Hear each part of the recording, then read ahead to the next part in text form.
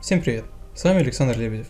И сегодня мы с вами разберем, как работает и для чего нужен в робототехнике драйвер управления электродвигателем. Я расскажу о проектировке своего трехканального драйвера управления и о том, как он будет осуществлять движение робота. Если ты уже занимался робототехникой или имел дело с управлением электродвигателями, то ты должен знать, что такое драйвер электродвигателя. Если нет, то я расскажу тебе об этом в двух словах. К примеру, у тебя есть электродвигатель на 12 вольт и токовой нагрузкой в 1 ампер.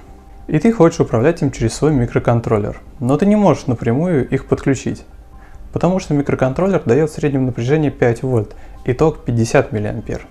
Для данного случая и был придуман так называемый драйвер, он же NMOS. К нему подводятся управляющие напряжение и напряжение от источника питания. И как пользователю вам необходимо знать лишь то, что с помощью управляющих сигналов вы управляете напряжением и скоростью вращения электродвигателя. Направление вращения изменяется за счет изменения протекания тока через внутренние транзисторы драйвера. Самой распространенной схемой, используемой в качестве драйвера, является L298N. С ней можно найти множество готовых модулей и использовать их в своем проекте. Но данная микросхема сильно греется в процессе работы, поэтому она всегда устанавливается на радиатор, чтобы компенсировать тепловыделение. Поэтому для создания нового драйвера управления я выбрал двухканальный драйвер TB6612FNG в корпусе SOP24. Он очень компактный и не имеет больших тепловыделений, поэтому в радиаторе нет необходимости. Данный драйвер имеет следующую схему включения. В описании под видео я оставлю ссылку на даташит для более детального изучения. А сейчас пару слов о проекте драйвера, который я сделал в Altium Designer. Слева располагается вход управления шин, разъем питания и управления. Тут расположен индикаторный светодиод, показывающий, что на драйвер поступает питание. В центре расположены сами драйверы и входные фильтрующие по питанию конденсаторы. Справа расположены выходные разъемы, куда подключаются двигатели. А теперь посмотрим на сам PCB файл. Из тонкостей следует выделить, что фильтрующие конденсаторы должны располагаться как можно ближе к микросхеме. И что проводники, которые идут к разъемам, должны быть как можно толще, чтобы избежать потерь по напряжению. После разводки всегда можно посмотреть, как выглядит проект в трехмерном виде. После отправляем проект в PCBWay на изготовление. Все свои платы я заказываю именно там, сервис у них качественный и приходят платы обычно на неделю раньше. При регистрации вы получаете купон на первое бесплатное изготовление 10 плат, так что если сомневаетесь в сервисе, можно на халяву проверить, как они работают. И еще у них сейчас рождественская акция, вы можете потратить, скажем, $69 и получить купон на $10. Купон действует 30 дней. Ссылки на PCBWay я оставлю в описании под видео. После заказа плат прошло 2 недели, и мне пришла посылка от PCBWay. Платы очень аккуратно упакованы, что очень радует. Открыв плату, можно детально проверить качество изготовления. После осмотра можно приступать к монтажу. Я уже подобрал все нужные компоненты и осталось все смонтировать. Лично я люблю начинать монтаж с микросхем. Потом переходить на пассивные компоненты и в самую последнюю очередь монтировать разъемы. Для монтажа SMD компонентов я использую флюс на гелевой основе. Наношу его тонким слоем на контактные площадки и равномерно распределяю. Так как микросхемы в корпусе SOP24 имеют маленькие контакты, припаять их обычным жалом будет очень трудно. Но для этого есть специальное жало, оно называется волна, и имеет на конце выемку, в которой держится расплавленный припой.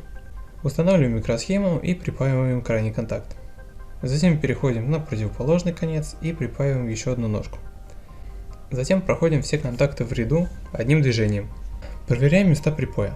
По необходимости проходим паяльником еще раз.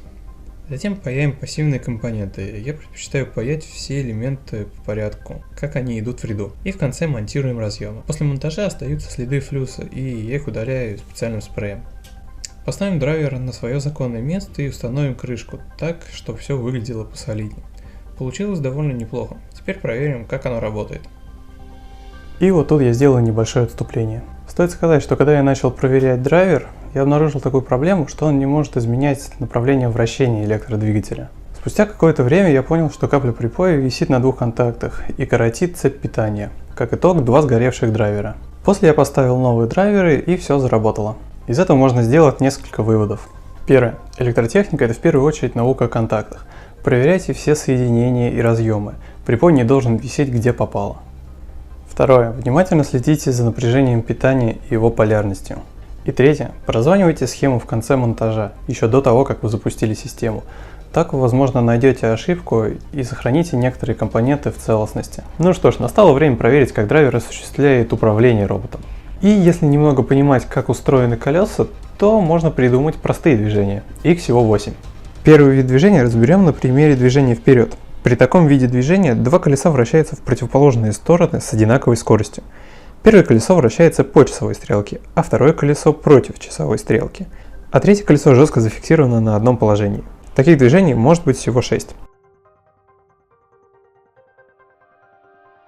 Второй вид движения – это когда робот вращается либо по часовой стрелке, либо против часовой стрелки.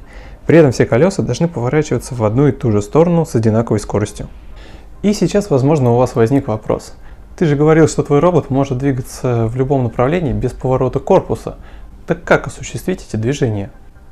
Но чтобы ответить на эти вопросы, необходимо применять теоретическую механику, составлять уравнения движений и уметь их решать. В этом видео я не буду останавливаться на таких вопросах, потому что это большая тема и требует отдельного видео. Но если описать это в двух словах, то для изменения направления движения необходимо менять не только направление движения колес, но и скорость их вращения. В конечном итоге нужно вывести уравнение движения, подставить параметры робота и привести все к управляющим напряжениям.